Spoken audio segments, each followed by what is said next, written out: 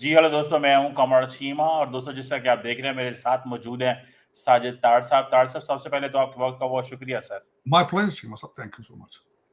ताड़ साहब, काफी इंपॉर्टेंट टॉपिक है। एक तो प्राइम मिनिस्टर मोदी जो है उनको G7 का इनविटेशन मिल गया है। पहले इंडियन मीडिया ही कह रहा था कि नहीं मिला, और अब कनाडा के अंदर ये बात की जा रही है। ऑपोजिशन और गवर्नमेंट दोनों कहते हैं कि इंडिया बड़ी इकोनॉमी है, इनविटेशन देना चाहिए। दूसरी बात ताड़ साहब, अमेरिका के अंदर इस वक्त बड़े बुरे हालात हैं ताड़ साहब। लॉस एंजलिस में सुना है कि वहां पे भी डोनाल्ड ट्रंप साहब फौज भेजने की बात कर रहे हैं, नेशनल गार्ड भेजने की बात कर रहे हैं। तीसरा ताड़ साहब, पाकिस्तान के बिलावल भुट्टो जरदारी लंदन में है और आज उन्होंने कहा है कि अमेरिका ने हमें कमिटमेंट दी है कि अगर तुम सीज फायर करोगे तो भारत और पाकिस्तान की हम टॉक्स करवाएंगे। ताड़ साहब, टेस्ला वालों की और आपके सदर की भी जो है वो लड़ाई शुरू हो गई है। कैसे देखते हैं ताड़ साहब, ये कुछ इंपॉर्टेंट डेवलपमेंट्स हैं? चीमा साहब, इतनी खबरें, इतनी हलचल, इतना सारा ड्रामा है। मैं तो सिर्फ इतना ही कमेंट करना चाहूंगा, खासकर मोदी साहब के कनाडा जाने पे। मैं G7 का तो मुझे कोई एतराज नहीं है। क्या मोदी साहब वहां पे जाके जाना चाहिए या नहीं जाना चाहिए? जितने वहां सिख आबादी है, और जो आज भी आपने देखा नहीं होगा कि कनाडा के कई सूबों के अंदर वो पहले ही सड़कों पे आ चुके हैं, भारत के झंडे जला रहे हैं, काट रहे हैं। और जो वॉशिंगटन डीसी में भी नेशनल प्रेस क्लब में जब हमारे शशि थरूर साहब गए थे, तो वहां पे जिस तरह का मुजाहरा हुआ है, पता नहीं अब मोदी साहब को जाना चाहिए नहीं। He knows better, matter of fact. और जिस तरीके से एक जो कनाडा भारत की जो एक आपस में, आपको याद होगा कि इन्होंने एम्बेसियां निकाली थी, एम्बेसियों के मुलाजिम निकाले थे। ट्रूडो साहब ठीक है, फार लेफ्ट में होंगे, लेकिन इस वक्त भी जो वहां पे नए सदर इलेक्ट हुए हैं वो कंजर्वेटिव नहीं है, या इतना बड़ा, देखे ना, इतना बड़ा रिस्क वो भी नहीं ले रहे थे कि मोदी साहब को इनवाइट किया जाए। लेकिन ठीक है, चले, जाना चाहिए। India is a huge economy. Economy से याद आया चीमा साहब, एक बहुत बड़ा इस वक्त जो था डेलीगेशन, वो भारत का निकला है, पाकिस्तान का निकला है। क्या हासिल करेंगे, क्या नहीं करेंगे? मैं सिर्फ दो चार चीजों पे देख रहा था। मुझे जो एतराज है, और मेरी कुछ ओपिनियन, सबसे पहले तो देखने वाले कई कहते हैं शायद ये तब्दील हो गया। वो तब्दील इंसान होते हैं हालात के साथ, वाकयात के साथ। मैं हमेशा टू नेशन थ्योरी को अजीब नजर से देखता था, कंफ्यूज और नर्वस था। मैं हमेशा कंडेम ये इस तरीके से करता था कि इतना बड़ा बंटवारा हुआ है और चीमा साहब उससे हासिल क्या हुआ है? पाकिस्तान के हवाले से कुछ भी हासिल नहीं हुआ था। लेकिन आज मैं शुक्र अदा कर रहा हूं चीमा साहब के पाकिस्तान बना है। इतनी आबादी, लोगों की खून के प्यासे, इतनी बड़ी आबादी, और जिस तरीके से चीख चीख के मीडिया पे ये नारे लगाए गए हैं कि इनको इनको मार दो, गले काट दो। आज बल्कि मैं चीमा साहब इससे पहले भी शुरू ये करना चाहूंगा, बल्कि ईद मुबारक है आप सबको, कुर्बानी की ईद थी। लेकिन क्या बकरों की जरूरत होती है, या बैलों को या गांवों को जबा करने की जरूरत होती है पाकिस्तान का? मैं इस आज रेफरेंस देना चाह रहा था। ARY के एक एंकर ने अगले दिन एक बच्चे को टीवी पे लिया है चीमा साहब। ARY एक बहुत बड़ा टीवी चैनल, और उस बच्चे ने कहा है कि मेरे बाप की तनख्वाह 25,000 है और हमारा बिजली का बिल 8,000, बिजली का 22,000 बिल आया, 8,000 सुई गैस का बिल आया। और बच्चा रोना शुरू। और इन सर्कमस्टांसेस में जब आपकी इस वक्त अकॉर्डिंग टू द विकीपीडिया और दूसरी चीजें भी, आपकी डेली इनकम जो है $3.2 है। $3.2 कंट्री के अंदर 1-1 लाख के बकरे को कुर्बानी देना एक फैशन ही है। उसमें कोई खुदा की खुशनुदी उसमें नहीं है, बिल्कुल।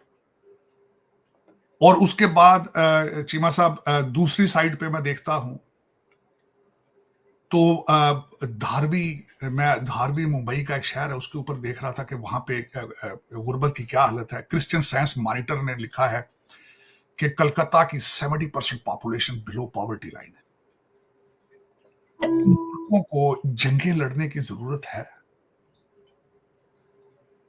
और आज ये दुनिया की सुपर पावर, जो कि सुपर पावर पे ठीक है, कहने में क्या रह जाए, लिखने में क्या रह जाए।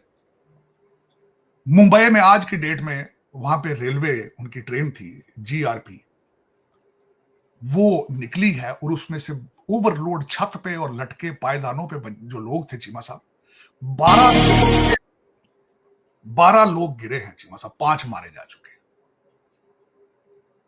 उनके उनके पूछना चाहिए उनके कि हमें S-400 चाहिए या ये ट्रेन वहां ठीक कर लेते। राफेल खरीदने चाहिए मजीद, पाकिस्तान को तबाह करना चाहिए, और उससे हासिल क्या होगा? मेरे ख्याल में ये सारे आज जंग हार चुके हैं। आज फौजिया कुरैशी जंग हार गई चीमा साहब। मैं पिछली दफा मैंने रिसर्च किया मजीद उस पे, उसके मुझे ये तो पता था उसके वाले साहब आर्मी में, आज मुझे ये पता चला है कि उसका हस्बैंड भी आर्मी में। और आज पाक भारत के अंदर रहने वाले 23 करोड़ मुसलमान, वो भी उसी के भाई हैं। कहा जाता था ना ये दहशतगर्दों की बहन है, वो जो 23 करोड़ बैठा है वो भी दहशतगर्द है। आपने क्वेश्चन किया था कि वो बहुत बड़े राइटर हैं, बार बार वो कहते हैं मैं पाकिस्तान से बेहतर है जहन्नम में चला जाऊं। मेरी इतला के आप जहन्नम में ही है, आपको ज्यादा दूर जाने की जरूरत नहीं है, जहां आपको सारा दिन बताना पड़े कि मैं I am loyal to Bharat. आप सारा दिन सरेंडर करते हैं हर चौक में, तो वो भी जहन्नम से कम नहीं है। लेकिन चीमा साहब, मेरी ओपिनियन वाकई इतनी चेंज जरूर हुई है कि मैं टू नेशन थ्योरी पे आज बिलीव कर रहा हूं। उसकी वजह यह है कि मेरे बड़े करीबी कई दोस्त, बड़े करीबी दोस्त, उन्हें भी मेरी सोचों पे शुबा हो गया था कि यार he is not, may be he is Pakistani. उन्हें भी शुबा हो गया था, मुझे अफसोस हुआ इस बात पर चीमा साहब। लेकिन चले कोई नहीं, ये कौम इसी इन्हीं वजूहात की वजह से मैं छोड़ के वहां से भागा था चीमा साहब, उस रीजन को छोड़ के भागा था क्योंकि I was not fit with them, चाहे जिस तरह भी। और चीमा साहब एक और बात है, मैं बार बार कल भी एक डिस्कशन में था, जिस तरीके से मुगलों ने आके यहां पे तबाही फेरी थी, आज चाइना, इजराइल, अमेरिका तबाही फेर रहा है, क्योंकि आप डिवाइडेड है। आप डिवाइडेड हैं, आप असला लेके एक दूसरे का खून देखना चाहते हैं, और they are enjoying it, they are enjoying it. कोई F-35 बेच रहा है, कोई J-35 बेच रहा है, कोई S-400 बेच रहा है, कोई दूसरे ड्रोन बेच रहा है। और क्या है, उसी तरीके से जिस तरीके से चंद मुट्ठी भर ब्रिटिश 100 साल ठोक कर गए हैं महाभारत पे, और इसी तरह, बल्कि चीमा साहब मैं हिस्ट्री में बार बार पढ़ता हूं, लड़ाइयां यहां होती रही, मुगलों के आपस में एक दूसरे के साथ लड़ते रहे। ज्यादातर लड़ाइयां पानीपत में आप देखें तो मुसलमान मुसलमान को हुकूमत के लिए मारता था, लोकल तो लड़ते ही नहीं थे।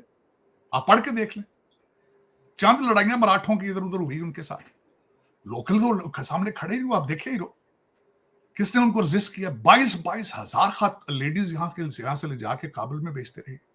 आज क्या फर्क है भाई? आज खोलें आप इंडियन टीवी, आप देखें।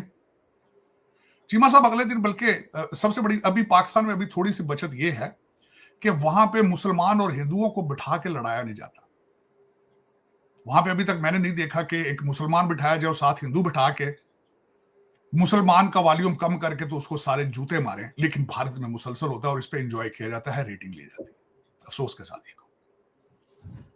अगले दिन वहां पे दोबारा पर्चा हुआ है, किसी ने टीवी के ऊपर आके मुसलमानों के लिए बड़ी काबिल एतराज बातें की हैं, लेकिन कोई फर्क नहीं पड़ता ना, वो तो they have right to do, और this is their political mandate कि 23 करोड़ मुसलमानों को जितने जूते मारोगे उतने ज्यादा वोट मिलेंगे। This is what it is. अफसोसनाक, लेकिन इससे आगे चलते हैं, it's not of my business.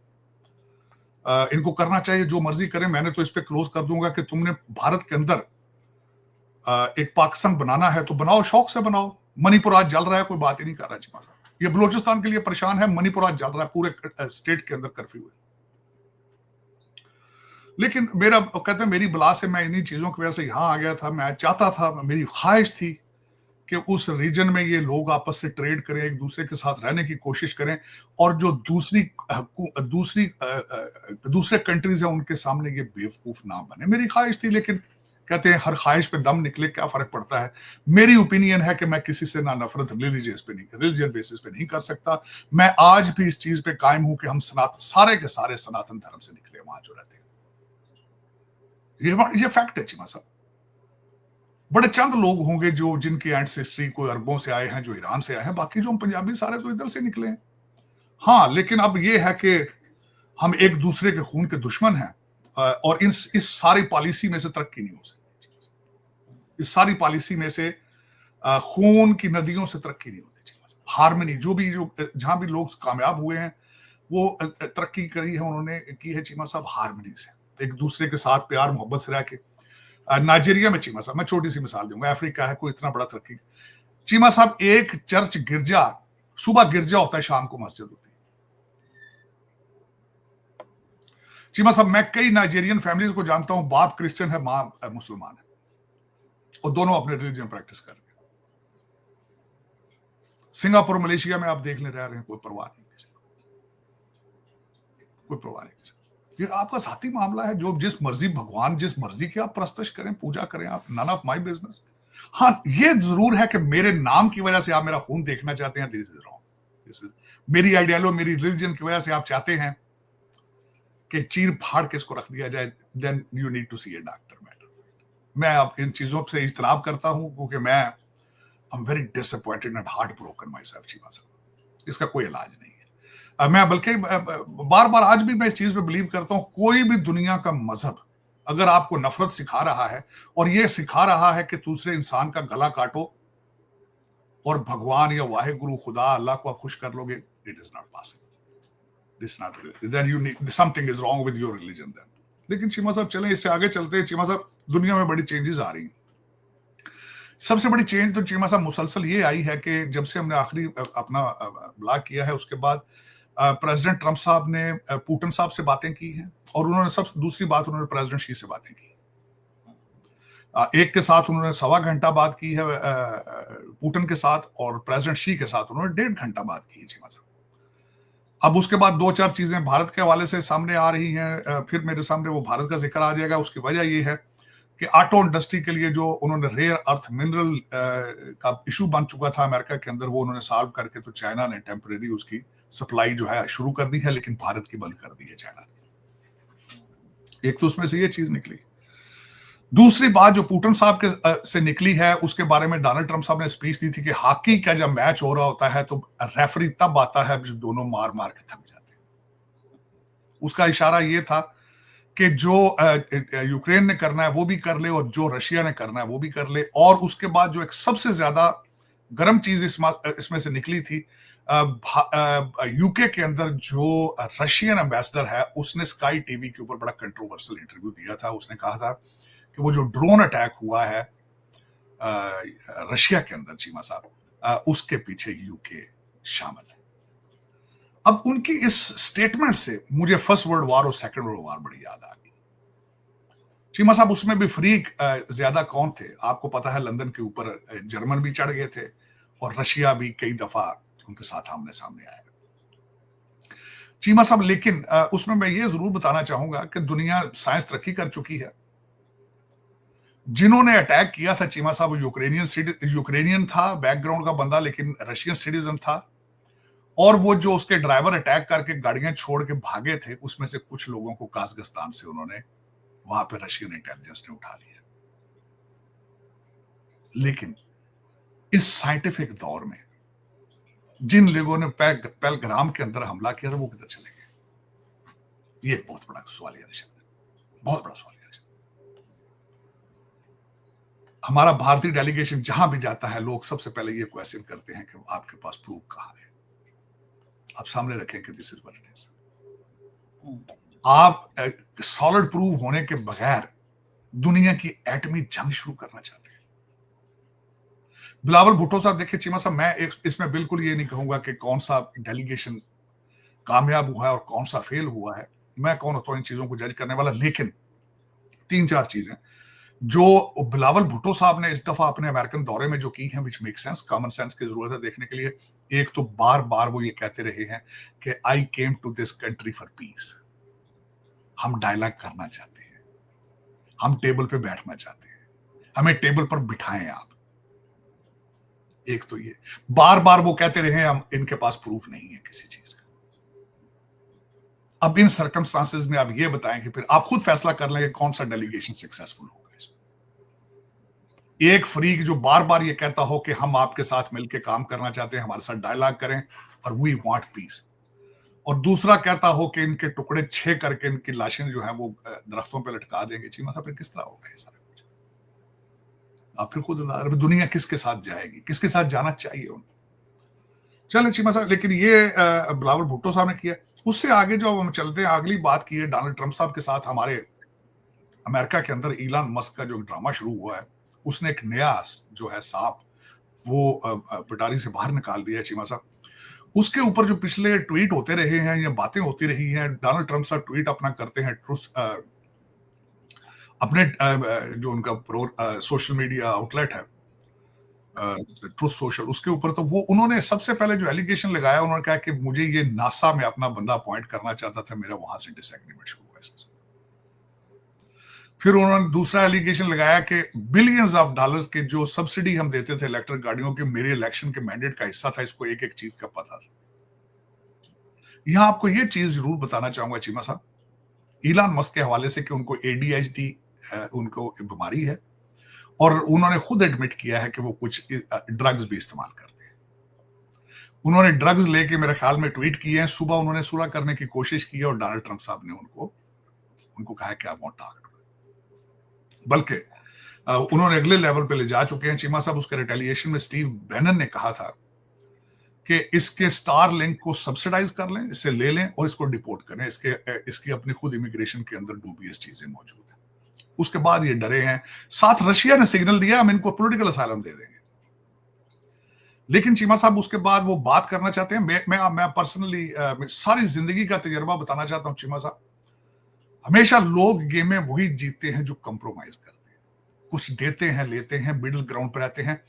गुस्सा, aggression, you will always lose the game, guaranteed, मेरी सारी जिंदगी का तजर्बा। और इलान मस्क इसमें उनकी खुद अगर देखें तो उनके बेबहा बच्चे हैं, 11-12 बच्चे हैं, शादी किसी से नहीं है। बल्कि एक और चीज ऐड करना चाहूंगा, अभी रिसेंटली उनके जो वालिद साहब हैं, he was on the trip to India, और जब उनके ट्रिप में बारे में पढ़ रहा था, मेरे लिए हैरानकुन बात यह थी कि उन्होंने उनके 2 बच्चे अपनी स्टेप डॉटर में से, इलान मस्क साहब के वालिद साहब अपनी स्टेप डॉटर से 2 बच्चे वो भी पैदा कर चुके हैं। तो उसमें चीमा साहब ये सारी सूरत हाल थी, लेकिन उसमें 2 चीजें ये भी आ रही हैं कि स्टार लिंक से बहुत ज्यादा वो पैसा कमाते थे। बिलखसूस यूक्रेन की जंग तो खत्म, उसके बाद देखनी चाहिए, बल्कि अब उसकी स्टार लिंक की जरूरत भी नहीं रह चुकी थी। स्टार लिंक के पास कॉन्ट्रैक्ट था पेंटागन का कि वो यूक्रेन वार में वहां इंटेलिजेंस प्रोवाइड करते थे और लंबे चौड़े पैसे पेंटागन से लेते थे, लेकिन अब वो भी बंद हो जाएंगे। और चीमा साहब, आई एम शॉक्ड कि इलान Musk lost $34 billion in one night. एक रात में उड़ गया $34 बिलियन, शेयर नीचे जम गिरे। दूसरी 2 चीजें चीमा साहब पाकिस्तान के हवाले से, इस ईद के ऊपर एक बहुत बड़ी चीज चली है कि पाकिस्तान का एक बड़ा अजीब एटीट्यूड वाला सियासतदान जो हमेशा मुंह में सिगार रखता था और उसका कोई सर पैर ही नहीं था, हर शख्स के साथ बदतमीजी से पेश आता था, उसको लोगों ने बच्चों की तरह रोते देखा, बच्चों की तरह रोते, कि उसमें आज उसको कोई पार्टी का बंदा काल करके राजी नहीं कि तुम जिंदा होकर मर चुके हो। लोगों को इससे इबरत हासिल करनी चाहिए। एक अजीब ड्रामा देखा गया ईद के ऊपर, यह भी हुआ है। दूसरा, उससे अगली बात जो हुई है चीमा साहब, बांग्लादेश के अंदर डॉक्टर यूनुस साहब ने अगले साल अप्रैल में इलेक्शन का ऐलान कर दिया, और उसके बारे में कई लोग मायूस हैं, कई पार्टियां मायूस हैं कि 1 साल बहुत बड़ा पीरियड होता है, क्योंकि इन चीजों के अंदर तो एक दिन भी बहुत लंबा होता है। 1 साल के बाद किसने देखा है क्या होना क्या नहीं होना। लेकिन ये उस रीजन के अंदर चीजें हैं चीमा साहब। अमेरिका के अंदर हालात इस वक्त ये है, मैं बताना भूल चुका हूं चीमा साहब, लॉस एंजलिस जल रहा है। CNN और डेमोक्रेट ये कह रहे हैं कि ये पीसफुल प्रोटेस्टर थे और उन्होंने पुलिस की अनगिनत गाड़ियां जला के राख कर दी वहां पे, पीसफुल। और according to the democrat party, black live matter और इंतीफा के कागजों में पब्लिक प्रॉपर्टी को जलाना, डिस्ट्रॉय करना, शहरों को वो समझते हैं दिस इज पीस। मैं जिस शहर में बैठा हूं उसकी मेयर, यहां पे फ्राइडे ग्रे रॉयट शुरू हुए और इंतीफा और ब्लैक लाइव मैटर ने जब आग लगानी शुरू कर दी तो मेयर की स्टेटमेंट ये थी, लेट देम वेंट, इनको जलाने दो ताकि इनका गुस्सा ठंडा हो सके। लेकिन आज सूरत हाल चेंज हो चुकी है।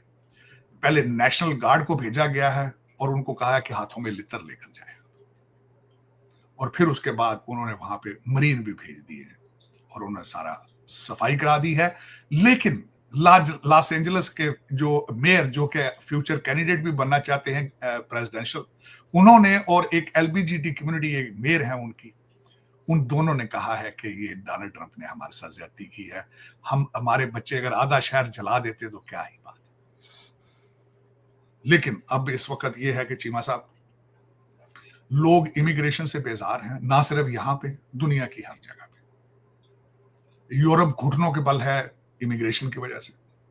मैं खुद अभी चीमा साहब 4-5 कंट्रीज के टूर से आया हूं वापस। I was in England for a wedding, उसके बाद I went to Holland and I drove from Holland to France myself. और मुझे देखने का मौका मिला है कि इमिग्रेशन ने, खासकर डेवलपिंग कंट्रीज से इमिग्रेशन ने इन मुल्कों में क्या दिया है, स्वाय डिस्ट्रक्शन, बर्बादी, तबाही है, कुछ भी नहीं दिया, कुछ भी नहीं दिया। अब्यूज करते हैं चीमा साहब, मुसलसल अब्यूज करते हैं हर चीज को। उनके वेलफेयर सिस्टम को अब्यूज किया जाता है, ट्रेनों को अब्यूज करना, हर जगह पे गंदगी, हर जगह पे जाके, और जाके बजाय खुद इंटीग्रेट करें उनके सिस्टम के साथ, इनकी ख्वाहिश होती है कि ये हमारे साथ इंटीग्रेट कर जाएंगे। तो आज वो सजा झेल रहे हैं। यूरोप, अमेरिका के अंदर भी बहुत कुछ हो चुका है, हो रहा है। लेकिन ये कि अब देखें, 12 साल, मुझसे अगर कल किसी ने पूछा जी डोनाल्ड ट्रंप साहब कामयाब होंगे फेल होंगे, मैंने कहा 12 साल रिपब्लिकन पार्टी को दो तो फिर मैं इसका मतलब बताऊंगा। 12 साल, 12 साल ओबामा ने मेहनत की है अमेरिकन बच्चों को बताने के लिए, उनको ट्रेन किया है कि how to hate America, how to destroy America, how to do that. अब 12 साल रिपब्लिकन आके उसको बैलेंस करें, डोनाल्ड ट्रंप साहब के बाद जेडी वैंस और दूसरे लोग आके इसको बैलेंस करें, फिर मैं बताऊंगा कि कौन कामयाब रहा है। 4 साल में 12 साल का गंद साफ नहीं होता। ना डोनाल्ड ट्रंप साहब के पास काला बकरा है, ना जादू है। दूसरा चीमा साहब, पाकिस्तान के अंदर बकरे से याद आया, ये भी एक लतीफा ही, बकरे तो कौन बंदा याद आ सकता है, काले बकरा सिर्फ एक बंदा ही इस्तेमाल करता रहा। अब उसके बारे में चैम गोइयां हैं। एक बड़ा भरपूर वाकया में से मैं बर्दाश्त नहीं कर पा रहा हूं, क्योंकि हमारा वो पुराना डिस्ट्रिक्ट था। चौधरी परवेज लाई साहब ने फरमाया है कि हो सकता है नून लीग वाले ये भी कह दें कि पाकिस्तान का ख्वाब जो है वो भी नवाज शरीफ ने देखा था, इल्लामा इकबाल ने देखा। मैं उसको ठीक करना चाहता हूं। आप बिल्कुल कह रहे हैं चौधरी साहब, आपने बिल्कुल सही फरमाया है। इस्लामाबाद का ख्वाब उस्मान बुजदार ने देखा था, इस पाकिस्तान का ख्वाब मुराद सईद ने देखा था। आप बिल्कुल सही फरमा रहे हैं। और मैं एक खातून का नाम नहीं लेना चाहता जो भाग गई थी बहुत ज्यादा पैसा लेकर, या वट्टू साहब का नाम नहीं लेना चाहता जिनकी बीवी भाग चुकी है। उन्होंने भी पाकिस्तान, हो सकता है उन्होंने ख्वाब देखा हो पाकिस्तान का। तो ठीक है, मैं अगले दिन हैरान था कि चौधरी साहब के खुद अपना एक फैमिली मेंबर भाग के जहाज पे गया था। अगले दिन पाकिस्तान में एक बड़े एक सीनियर जर्नलिस्ट ने वो रकम भी बताई है जितने पैसे वो लेकर। बल्कि मैं नाजेबा बातें नहीं करना चाहता, उन्होंने उनकी फैमिली के जो उनकी दूसरी शादी है उसके बारे में भी जो उन्होंने इंकशाफात किए हैं, उसमें पाकिस्तान के ख्वाब नजर नहीं आते। जी बुजुर्ग है, मैं क्या कहूं। लेकिन 2-4 चीजें मैं करेक्ट करना चाहता हूं। कैदी नंबर 804 को आप कायदे आजम के साथ कंपेयर नहीं कर सकते, बिल्कुल नहीं कर सकते। और दूसरा ये है कि नौज बिल्ला, वो तो हर बहुत अगले लेवल पे ले जा चुके हैं उसको, क्योंकि this is a religious cult now, this is not a political party anymore. I don't recognise them, क्योंकि वो पॉलिटिक्स में हिस्सा नहीं लेना चाहते। वो कहते हैं हमारे मर्जी के जज हो, मर्जी का जर्नैल हो, ते गड़ियां चला जा यार, फिर रिमोट हो हाथ जो बे तो बनी गाला तो बैक है तो ऑपरेट करे। तो चीमा साहब उसमें ये, this is not the politics, this is not a democracy, you can call that dictatorship. तो ये है इसकी स्टोरी चीमा साहब। अब देखें कि इस रीजन में आगे कौन जा रहा है, आगे कौन बढ़ रहा है। इस वक्त अगर देखा जाए पाकिस्तान के हवाले से तो 2-4 चीजें पाकिस्तान की फेवर में जा रही हैं, वो भी मेरा ख्याल है, क्योंकि जो ये इसके बाद हुआ है, इसमें जो चाइना की जीत हुई है और पाकिस्तान ने जिस तरह इसमें किया है, उसमें एक सबसे बड़ी बात मेरे लिए सिग्निफिकेंट थी कि शहबाज शरीफ साहब की गाड़ी का MBS को चलाकर लेके जाना सऊदी अरेबिया में तय वाज़ अमेज़िंग। और दूसरा ये था कि चाइना का इस अब लेटेस्ट दूसरे मजीद तैयारे देना, वो भी फ्री देना। और उसके बाद इस जब से हमने बात नहीं की चीमा साहब, अगले दिन जब German chancellor was in the white house, जिसमें वो डोनाल्ड ट्रंप साहब के ग्रैंडफादर का बर्थ सर्टिफिकेट भी लेकर आया, वहां पे फिर डोनाल्ड ट्रंप साहब ने पाकिस्तान की बात कर ली। मैं जहां तक सोच रहा था कि he is playing with it, उसने छेड़ बना ली। उन्होंने एंड पे ये भी कहा, maybe some people don't like it when I said that, क्योंकि उन्हें पता है कि some people don't like it. तो वो बार बार कह रहे हैं चीमा साहब, मेरे ख्याल में अब बहुत ज्यादा दफा वो इस चीज का जिक्र हो चुका है, लेकिन दूसरी तरफ से मुसलसल ये थर्ड पार्टी और there was no third party. लेकिन चलें, ये फिर देखने वाले, जिस तरह के वहां पे मीडिया चैनल हैं, जिस तरह का सेंसरशिप है, वहां पे लोगों ने अंदाजा ही लगाना होता है चीमा साहब, उस कंट्री के अंदर वहां पे मुसलसल एक सेंसरशिप है। जो भी बात करता है उठा लिया जाता है, FIR हो जाती है उसके ऊपर जो बात करता है। आपने देखा ही होगा थप्पड़ साहब, ठापर साहब जो है, उनका केस, मैं थप्पड़ साहब कह रहा हूँ, ठापर साहब को जिस तरीके से FIR के थप्पड़ पड़े हैं चीमा साहब आपके सामने हैं, कि जो भी बात उनकी मर्जी के खिलाफ करे नरेटिव के, वो। बल्कि चीमा साहब, मैं इस दफा फ्रांस गया तो वहां पे उनका जो सबसे पुराना महल है, मुझे वहां पे इनके जाने का इत्तेफाक हुआ। मैंने उसको पहले गया तो मैं इतनी डिटेल में था, इस दफा मैंने एक टूर लिया वहां पे, और जिस तरीके से लुई ने, जो लुई तो बहुत ज्यादा थे, उनमें से एक लुई थे जो लेजिटमेट नहीं थे, वो उन्होंने बहुत ज्यादा पैसा लगाया, रिलीजन को इन्वॉल्व किया, बहुत ज्यादा पैसा उन्होंने रिलीजन पे लगाया, और उन्होंने दुनिया को बावर कराने की कोशिश की कि मुझे खुदा ने बनाया है आपका जो है इंचार्ज। आज भी देख लीजिए मसला, आज भी देख लीजिए, इंसान तरक्की नहीं कर पाया ज़हनी तौर पे, अभी तक वहीं का वहीं खड़ा है लुई के दौर में। आज भी जो उस कुर्सी पे बैठता है वो समझता है कि I am invincible, I am untouchable, I have become God now, matter. तो देखें, मैं उस टूर के बाद, वर्साई के टूर के बाद, चीमा साहब, आई कंक्लूडेड इट कि human mind hasn't grown yet. इलान Musk की चीजें देखता हूं, ये रिसेंटली टीवी के हादसा देखे हैं, खून तबाहियां जो एक दूसरे की ख्वाहिश है। इलान मस्क ईगो की मार खा गया चीमा साहब। और कई इस तरह के लोग होते हैं जो अकल से काम नहीं लेते। लेकिन मैं जब वो 16वीं सदी 15वीं सदी के नाम देखता रहा हूँ, नेपोलियन की, जोसेफिन की जब स्टोरियां मैंने वहां जाके फिर दोबारा पढ़ी हैं, तो मुझे और आज के दौर में कोई फर्क नजर नहीं आ रहा। मुझे आज के दौर में कोई फर्क नजर नहीं आया जब बाबर 10,000 फौजियों को लेकर आया था, खोते आते कि कोट के वो अकल लग गया से। आज भी कोई फर्क नजर नहीं। आज भी आप यही चाहते हैं कि फॉरेन इन्वेडर आए, फॉरेन हमें आके मिसाइल बेचें, हमें त्यारे बेचें और हमारे ऊपर हुकूमत करें। हम कभी भी उमरकोट, टांडो, मोहम्मद खान और जो डिप्रेस कंट्रीज है, 1200 चीमा साहब इस वक्त, दूसरा देख रहा था मुझे, किसी ने कहा पाकिस्तान के अंदर इस वक्त डेली अलाउंस जो है 1200 रुपया, मजदूर की मजदूरी 1200 रुपये। 1200 रुपए को 30 से जरब दे लें चीमा साहब, इस कंट्री को जरूरत है कि देखा जाए कि हम कहाँ जा रहे हैं, हम कहाँ। लेकिन चलो, मेरी तो मायूसी मजीद बढ़ गई है। जिन मायूसियों के खिलाफ मैं हमेशा बोलता था कि नहीं, रॉन्ग, अमन होना चाहिए, प्यार होना चाहिए, लेकिन मेरे ख्याल में आई वाज कंप्लीटली रॉन्ग। ये एक दीवाने का ख्वाब है, इससे आगे नहीं है। जो ह्यूमन जबिल्लत है, जिस तरह गारों में चीमा साहब होता था कि फूड के लिए बंदा मार दिया जाता था, किसी औरत लड़की के लिए बंदे मार दिए जाते थे, लड़का अपने बाप की आंखें निकाल देता था बादशाह के लिए, हुकूमत के लिए। आज भी इंसान वहीं का वहीं खड़ा है, आज भी वैसे का वैसे, कोई इसमें शक नहीं, कोई चेंज आई ही नहीं। चीमा सेल फोन आ जाना, छोटे से छोटा सेल फोन बना लेना, अपनी एनकों के अंदर कंप्यूटर आ जाना, ये मैं तरक्की नहीं समझता जब तक ज़हनी तौर पे ग्रोथ ना हो। जब आपके अंदर प्यार या हार्मनी, एक दूसरे की बात बर्दाश्त करने का मादा नहीं है, तो आप फिर क्या है? आप क्या है? मेरी नजर जीरो। ये वॉकिंग डेड बॉडीज, एक दूसरे का खून, एक दूसरे के साथ तशद्दुद, दुख दर्द। मैं कल किसी के पास बैठा था एक जगह पे, मुख्तलिफ मजहब के लोग से, मैंने कहा हमारा एक चीज कॉमन है कि हम एक दूसरे को अपना दुख दर्द बता सकते हैं। और मेरे जैसा बंदा, मुझे, मैं कहा कोई भी इस ग्रुप में से बताए मेरे कमर में दर्द है, मैं फौरन उठ के जाकर उसकी टांगे दबाना शुरू कर दूंगा कि उसका दर्द कम हो। लेकिन अगर मैं उसको ना समझूं तो व्हाट करना ही मनाएगा। फिर आप जो भी हो, आप पादरी हो, आप मंदिर के पुजारी हो, आप मौलवी हो, आप जो कुछ भी हो, आप क्या है? कुछ भी नहीं, मेरी नजर में जीरो। आप जो कुछ भी, कुछ नथिंग। क्या सुना था पहले कि बचियां चीमा साहब दफना देते थे जिंदा।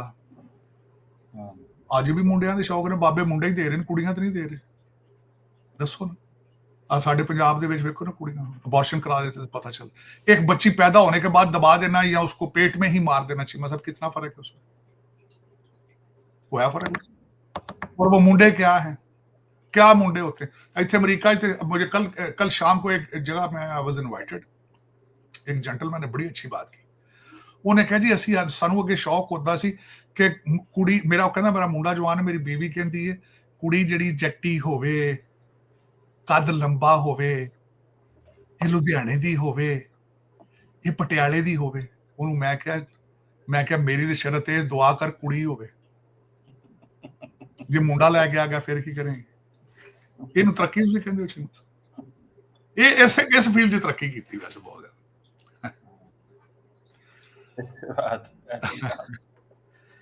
डॉक्टर साहब ये एक कमेंट जरा थोड़ा सा अगर ये कर दें, जयशंकर साहब वो गए हुए हैं ब्रसल्स के अंदर और कैंपेन इंडिया ने तेज कर दिया पाकिस्तान पे। वैसे कहते हैं कि हम जो है वो डीहाइफनेशन है, हम पाकिस्तान को डिस्कस नहीं करना चाहते, लेकिन खुद ही जाके डिस्कस कर रहे हैं। इस पे क्या कमेंट करेंगे क्या? और बिलावल भुट्टो ने आज एक बात की है, मैं आपको चाहता हूँ उस पर जरा कमेंट कर दें। उन्होंने चैटम हाउस में लंदन में बात की है कि हमें अमेरिका ने ये कमिटमेंट दी थी कि अगर आप सीज फायर करें तो हम आपकी बात कराएंगे भारत से, हम भारत को कन्विंस करेंगे आपके साथ बैठे। तो ये पाकिस्तान की क्या स्ट्रैटेजी है जो बार बार दुनिया को कह रहा है कि देखिए हम तो बात करना चाहते हैं, देखिए हम तो बात करना चाह रहे हैं, वो नहीं बात करना चाह रहे। लेकिन चीमा साहब उसमें देखिए, इस जब कॉन्फ्लिक्ट हुआ था, इस सारे कॉन्फ्लिक्ट को सबसे बड़ी चोट जिसने लगाई थी वो चीमा साहब उस वक्त चोट पाकिस्तान से लगी थी कि अब हम थर्ड पार्टी से इन्वेस्टिगेशन करवाने के लिए तैयार हैं। पहला सेटबैक उसी दिन हो गया था। उसके बाद कोई जो मर्जी कर ले, कोई डिप्लोमेटिक एफर्ट आपकी हो ही नहीं सकती उसके बाद कि one party is willing to go for the third party investigation. That's it period. उसके बाद जो मर्जी कर चीमा साहब, लेकिन उसके बाद हजारों चीजें हो चुकी हैं, हजारों चीजें इस तरह हो चुकी हैं चीमा साहब। पानी के ऊपर जो है बात, जो पानी बंद बल्कि कम कर दिया गया है। पंजाब का पानी चिनाब का बंद है, कुछ है, उसकी सतह जो उसकी नीचे आ चुकी है। और आपके अंदर से जवाब आया है कई दफा कि अगर पानी बंद करेंगे इतने करोड़ लोगों का तो वो will consider that a war and this may lead to the atomic war. लेकिन चीमा साहब उसमें मैं जितना भी इस पे कमेंट करूं, इधर से करूं उधर से करूं, गंद के अलावा कुछ भी नहीं। टेट फॉर टैट कर लो तो उसमें भी गंद है। बंदे मारने का कोई लिमिट है चीमा साहब। इसने 4 मारे, मैंने 6 मारने, मैंने 6 मारे, इसने 12 मारने। उसको जितना मर्जी गंदा कर लें आप, उसको कोई फर्क नहीं पड़ता। लेकिन चीमा साहब इसमें मैंने जिस तरह आपको अर्ज किया है कि इसमें से जीतेगा कोई भी नहीं, इसमें से मजीद गंद से गंद ही निकलेगा, इसमें से कुछ भी नहीं निकलेगा चीमा साहब। चाहे आप हॉलैंड कर लें, चाहे आप इंग्लैंड कर लें, चाहे वॉशिंगटन डीसी कर लें, ये बिल्कुल इस तरह ही है। आप इसको बिल्कुल इस तरह लें जिस तरह इंडिया के अंदर छोटी छोटी स्टेटें थी और वो राजे जाके खुद मुगलों को बुला के लाते थे, आओ यार मेरे दुश्मन को मारो। आप चाहे लंदन में आके बुला लें, आओ जी हमें मारो, या आप उधर हॉलैंड से बुला लें आके हमें मारो, ये बिल्कुल उसी तरह ही। और उसका वो फायदा उठा रहे हैं वो फायदा। हम बेवकूफ बने उस रीजन में लोग, कोई फर्क नहीं पड़ता। मैंने चीमा साहब अर्ज किया था ना, मैंने हार्वर्ड में कहा था कि जो यहां से तालीम आप लेके जाते हैं उसको इन्फोर्स करने की कोशिश क्यों नहीं करते। चीमा साहब मैं इसमें बल्कि आखिरी चीज ऐड करना चाहूंगा, मेरा बल्कि आपके साथ मेरी ख्वाहिश थी कि मैं एक पूरा प्रोग्राम आपके साथ करूं इसके ऊपर। मैंने अगले दिन रवांडा के बारे में बड़ी स्टडी की। रवांडा को कहा जाता है सिंगापुर ऑफ अफ्रीका। उस पर मैं रिसर्च कर रहा था चीमा साहब, बल्कि मैंने उस पर रिक्वेस्ट करनी थी आपके आर्मी चीफ साहब से और आपके वजीर आजम साहब से कि खुदा पहले मैं कहता रहा हूं कि आप अपने सिविल सर्वेंट्स को सिंगापुर भेजा करें। मैं अब आपसे रिक्वेस्ट ये करना चाहूंगा, इनको रवांडा भेजें। चीमा साहब मैं बताना ये चाहूंगा चीमा साहब, 1994 में जेनोसाइड हुआ वहां बड़ा, टोटीज और दूसरों का, वो लड़ते रहे। चीमा साहब आज उनका एक शहर है वहां पे जिसके बारे में रिसर्च की है, क्या गलियां, क्या उसका नाम है चीमा साहब, वहां पे अंदाजा ये लगाएं, हर आखिरी सैटरडे ऑफ द मंथ पूरा शहर इकट्ठा होकर उस शहर को साफ करता है। चीमा साहब कैमरों के ऊपर वो देख रहे हैं, बंदा जेब्रा क्रॉसिंग से क्रॉस ना करे पुलिस पकड़ लेती। चीमा साहब 95% लोग उनके 95% लोग स्कूलों में बच्चे जा रहे हैं, 95%। और चीमा साहब corruption 0। The whole country is visa free, visa on arrival for any nationality, any nationality. और मैं हैरान हूं इस चीज पे कि इसके लिए विल चाहिए होती है, विल चाहिए। आपको किसी चीज से कोई खतरा नहीं सिवाय करप्शन के। करप्शन आपका हर दूसरा सियासतदान या मेन फिगर या हर जज एक मॉडल केस स्टडी है पूरा। आप परवेज भाई साहब ले लें, किताबें लिखी जा सकती है उनके ऊपर, उनके बच्चे के ऊपर पीएचडी हो सकती है। जिन्नू फड़ो लालो लाल, जिन्नू फड़ो लालो लाल। और आपका क्या ख्याल, आपकी एजेंसियों को यह पता नहीं है? आपका ये जो ड्रीम बच्चा पैदा होते ही कहता है कि मैं तो कनेडा का पीआर लेना, तो मैं यूके ही रहना, तो ये तो मुल्क इत्थे मैं रहना ही नहीं। चीमा साहब आपका ख्याल है? पता नहीं आपके सारे जजों के बच्चे बाहर, सारे पास है ही कौन नहीं। तो चीमा साहब दर हकीकत इनको चाहिए इनका रवांडा भेजे। कौमें तरक्की कर रही हैं चीमा साहब। हमें जो आप ये कहते हैं ना कि अब तरक्की नहीं हो रही, तरक्की कर रहे हैं लोग, मुसलसल कर रहे हैं। सिंगापुर देखें, चाइना देखें, चाइना की हर चीज आपको पसंद है, उनकी तरक्की क्यों नहीं देख रहे? किस तरह तरक्की की, करप्शन को किस तरह कंट्रोल करते हैं।